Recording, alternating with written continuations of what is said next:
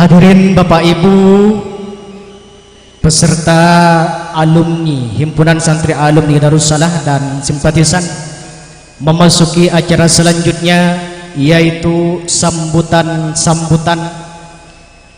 pertama atas nama panitia penyelenggara acara Hisada dan atas nama pengurus harian pesantren merangkap atau mewakili dari seluruh kepengurusan Hisada Himpunan Santri Alumni Darussalah yang ke-26. Hal ini akan disampaikan oleh Bapak Mathur Husyairi SAG. Beliau adalah salah satu anggota Dewan DPRD Provinsi Jawa Timur.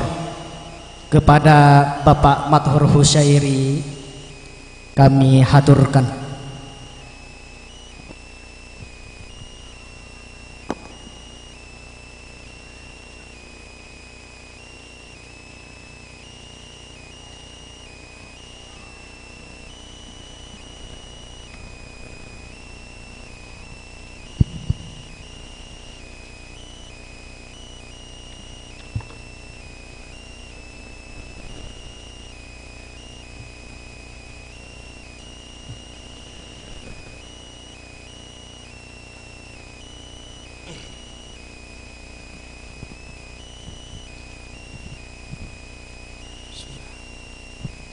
Assalamualaikum warahmatullahi wabarakatuh.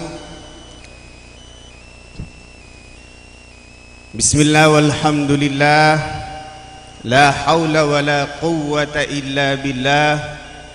Ashhadu an la ilaha illallah wa ashhadu anna Muhammadan abduhu wa rasuluh. Allahumma salli ala Muhammad wa ala ali Muhammad.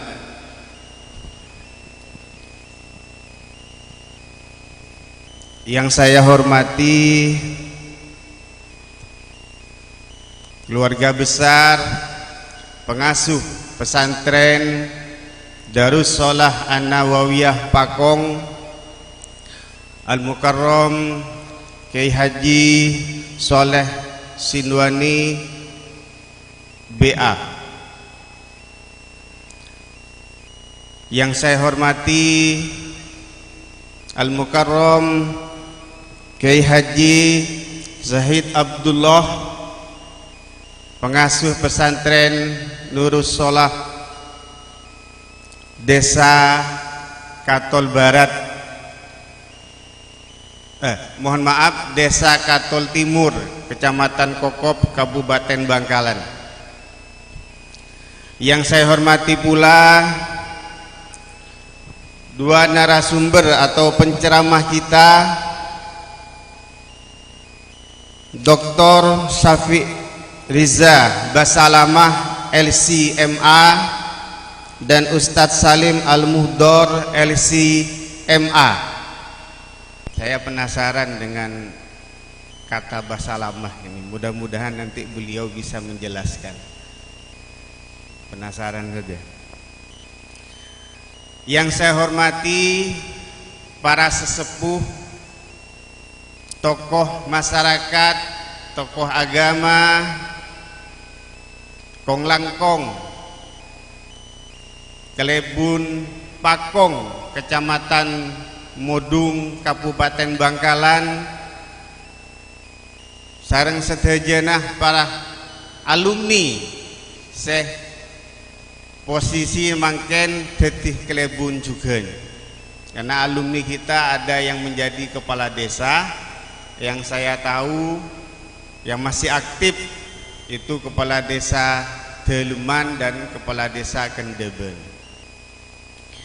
Yang saya hormati aparat keamanan yang dibantukan oleh Polsek Kecamatan Modung dan Polsek Kecamatan Galis. Insya Allah acara reuni dan silaturahim pada hari ini kita amankan sendiri dan ditambah dari aparat kepolisian. Yang saya hormati seluruh pengurus koordinator daerah dari seluruh penjuru Nusantara, karena tadi disebutkan ada yang dari Pontianak, Bogor, Jakarta dan seterusnya. Kong langkong rombongan sederi Pontianak, Kalimantan Barat, kiainya hadir bawa rombongan. Yang saya hormati seluruh simpatisan dan seluruh alumni yang hadir pada kesempatan kali ini, mudah-mudahan kita diberikan kesehatan oleh Allah Subhanahu wa taala. Amin Allahumma amin. Para hadirin yang saya hormati, alhamdulillah pada kesempatan kali ini kita bisa hadir dalam acara reuni tahunan yang selalu dilaksanakan pada bulan Muharram, dan kali ini adalah yang keberapa ini? Ke-26. Tidak terasa sudah ke-26. Mudah-mudahan kegiatan yang kita selenggarakan tiap tahun akan memperkuat ukhuwah Islamiyah dan ukhuwah Basariyah sesama alumni dan dengan masyarakat umum lainnya. Selawat dan salam semoga tetap tercurahkan kepada baginda kita Nabi Muhammad sallallahu alaihi wasallam, dengan harapan kita yang selama ini mengaku sebagai umat beliau, mengaku sebagai pengikut beliau, nantinya benar-benar diakui oleh Rasulullah Muhammad sallallahu alaihi wasallam. Dan tentunya ini mengandung sebuah konsekuensi logis. Ketika kita mengaku sebagai umatnya, maka kita wajib untuk mengikuti sunnah beliau dengan berpegang teguh kepada Al-Quran dan Al-Hadis. Yang terakhir, malar manter pagi nang akhirat kita memperoleh syafaat beliau. Amin Allahumma amin. Para hadirin yang saya hormati, pada kesempatan kali ini saya diminta untuk memberikan sambutan atas nama panitia, kemudian atas nama alumni, dan atas nama apa lagi saya lupa tadi. Ini diborong dan saya diberi waktu 15 menit. Pertama, dalam kesempatan yang sangat berbahagia ini, izinkan kami atas nama panitia mengucapkan terima kasih yang sangat luar biasa atas seluruh bantuan, doa dan partisipasi seluruh alumni beserta para simpatisan yang telah memberikan dukungan moral, yang telah memberikan dukungan materi demi terselenggaranya acara reuni ke-26 ini. Mudah-mudahan seluruh jerih payah dan doa yang dihaturkan dan dilantunkan untuk suksesnya acara pada hari ini dibalas oleh Allah Subhanahu wa taala, dan acara pada hari ini kita harapkan berjalan dengan penuh kekeluargaan dan lancar sampai selesai.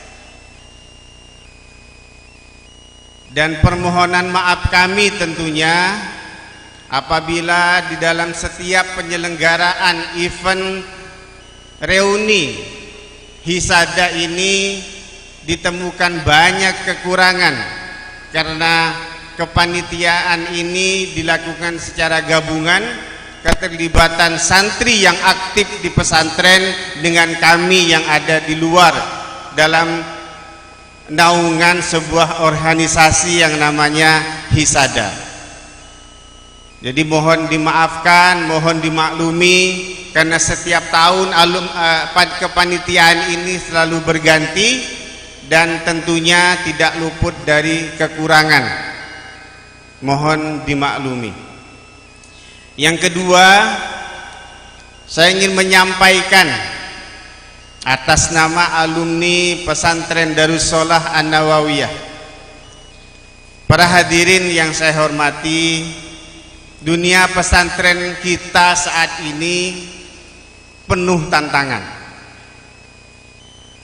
Di era kecanggihan teknologi, di era yang serba digital ini, kalau istilahnya para ahli, kita ini sudah masuk ke era 4.0. Bahkan kita sudah di depan mata sekarang ini 5.0. Napa nih kah? Bingung tadi malam saya sempat sampaikan di kalangan teman-teman. Saya secara pribadi bersyukur adanya COVID-19 tempo hari. Ternyata kita sebagai warga negara, sebagai bangsa Indonesia dipaksa untuk melek digital. Semua kegiatan proses belajar mengajar harus berada di dunia maya, tidak lagi berhadap-hadapan antara santri dengan kiai, murid dengan gurunya. Cukup nongkrongin handphone, laptop maupun iPad-nya. Transformasinya sangat luar biasa. Ya, dunia medsos sekarang juga sudah tidak terkendalikan. Mudah-mudahan kecanggihan teknologi ini, perkembangan era digital yang sangat luar biasa ini semakin memacu kita untuk melakukan fastabiqul khairat di dalam mengembangkan hasanah keilmuan Islam di bumi Madura. Jadi aplikasi media sosial ini tidak selalu membawa kemudaratan. Ada sisi manfaat yang luar biasa yang bisa kita manfaatkan, yang sudah lumrah saat ini digunakan oleh para ulama kita, para kiai kita, dan para penceramah yang ada di Indonesia. Kita ambil positifnya saja. Kemudian saya ingin menyampaikan bahwa pemerintah saat ini sudah mengeluarkan yang namanya undang-undang pesantren. Peraturan daerahnya sudah mulai dibahas di tingkat provinsi, bahkan menyusul di kabupaten kota. Ini artinya apa? Mereka yang antipati, mereka yang penuh curiga mengatakan bahwa ini adalah bentuk intervensi pemerintah terhadap dunia pesantren. Tapi mereka yang sedikit terbuka mindsetnya, welcome, selama pemerintah tidak mengacak-ngacak independensi dunia pesantren. Karena apa? Konsekuensi dari dikeluarkannya atau ditetapkannya undang-undang pesantren ini, maka pemerintah berkewajiban untuk memfasilitasi pengembangan dunia pesantren di seluruh Nusantara. Tapi saya cukup berbangga, beberapa bahkan banyak pesantren-pesantren besar di negara kita ini berdiri dengan megah tanpa bantuan pemerintah. Enggak penting itu bantuan pemerintah, yang penting adalah saluran tangan dan bantuan dari para alumni. Karena sampai detik ini ada pesantren yang tidak mau menerima bantuan pemerintah, termasuk salah satunya di pesantren Darussolah An-Nawawiyah. Tak poron kiai. Nah, ini tantangan buat kita sebagai umat Islam. Tentunya mudah-mudahan pemerintah yang wajahnya selama ini dipertontonkan alergi, bahkan kalau boleh saya menyebutkan seperti adanya Islamofobia. Ini tentunya menjadi sebuah penampilan dari pemerintah yang harus kita kritisi. Tidak boleh kemudian kegiatan-kegiatan pengajian dibubarkan atas nama kelompok yang merasa mayoritas. Tidak boleh kemudian ungkapan kritikan terhadap pemerintah diselesaikan di meja hijau. Karena apa? Karena mayoritas umat Islam di Indonesia ini sudah sangat luar biasa dan toleransi kita tidak diragukan. Yang saya sayangkan adalah umat Islam ini ibarat buih di lautan.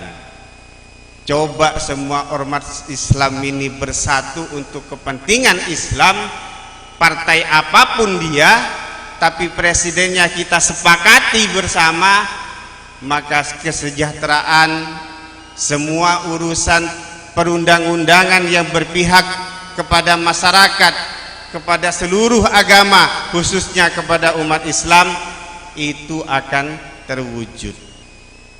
Tapi selama ini apa yang terjadi? Kita terpecah-pecah, terkotak-kotak oleh baju partai, terkotak-kotak oleh tokoh yang belum teruji komitmennya terhadap agama Islam.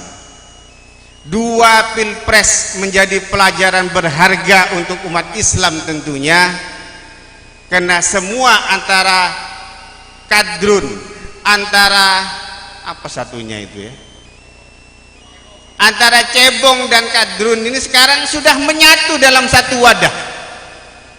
Kita nggak bisa membedakan mana teman, mana lawan.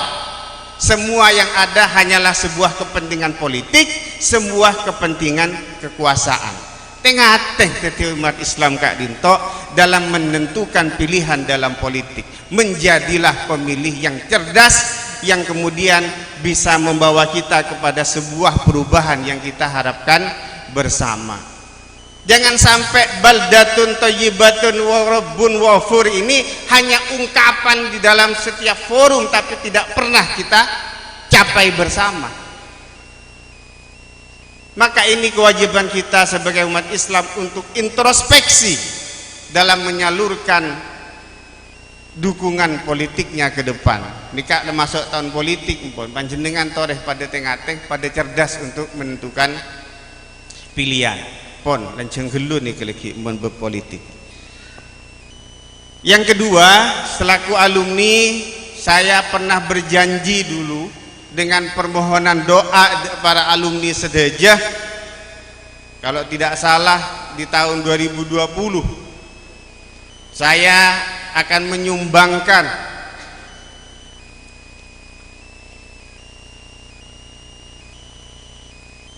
yang terbaik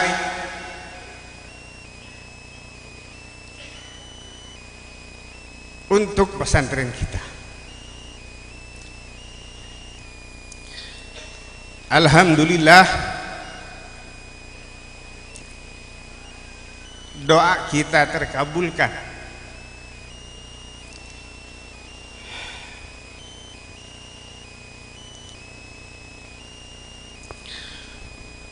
Di tahun 2021 proses pembangunan kantor rektorat Sekolah Tinggi Ilmu Usuluddin Darussalam Pakong dimulai, dan sekarang para alumni dan para simpatisan bisa menyaksikan gedung itu telah berdiri di tempatnya di Lon Lampa, Desa Pakaan Lauk.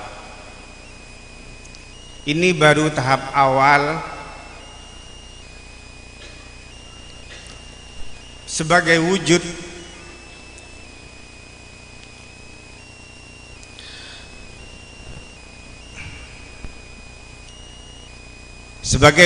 pengabdian saya kepada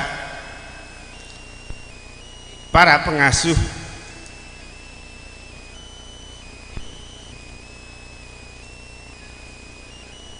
dan pesantren yang saya cintai.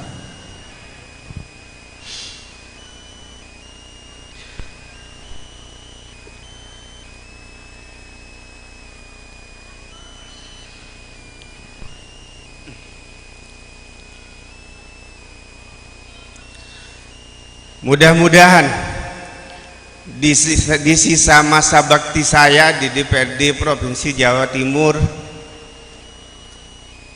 yang tinggal 2 tahun ini akan segera selalu memberikan manfaat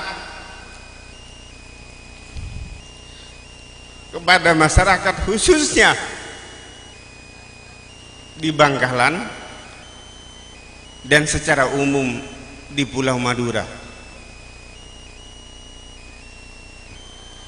Saya akan kerahkan semua kemampuan saya untuk mengembangkan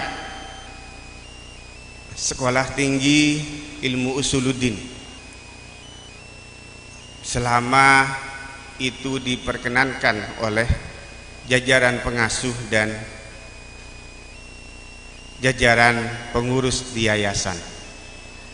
Mudah-mudahan apa yang saya upayakan ini bermanfaat untuk mengembangkan keilmuan yang berbasis Al-Quran dan hadis, karena memang kita membentuk sebuah karakter, ya, sebuah branding yang memang dikhususkan sehingga terwujudlah Sekolah Tinggi Usuluddin, Ilmu Usuluddin di pesantren kita ini.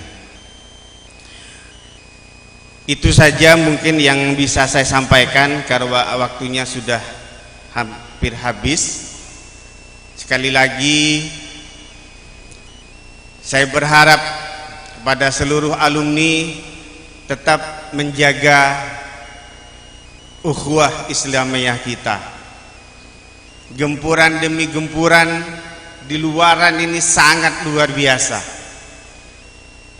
Nggak apa-apa kita di branding, kita di framing seperti apa, ini urusan mereka. Kalau kemudian kita merasa jatuh atau merasa terhormat dengan hinaan dan dengan pujian manusia, maka kita sebenarnya sudah tidak meyakini keberadaan atau wujud Allah Subhanahu wa ta'ala. Biarkan mereka berkata apa, yang jelas pondok kita tetap berdiri, pengasuh kita diberikan kesehatan, termasuk juga kita bersama. Ada yang terlupakan, ingin saya sampaikan bahwa santri di pesantren ini jumlahnya kurang lebih 1085 orang putra putri yang perkembangannya setiap tahun stagnan di angka 555, 550, 535. Ini landai saja jalannya. Ini kenapa? Karena kita selama ini masih mengandalkan ikatan emosional antara pengasuh dengan alumni, masih belum bisa menarik calon-calon santri di luar Bangkalan. Mudah-mudahan ke depan dengan istiqomah, dengan konsistensi warna yang kita tampilkan di masyarakat, ini akan menarik lagi, akan menambah lagi santri di pesantren Darussalah An-Nawawiyah. Dan perlu diketahui bahwa Sekolah Tinggi Ilmu Usuluddin ini sudah 2 kali kita meluluskan wisudawan yang jumlahnya sekitar 65 orang.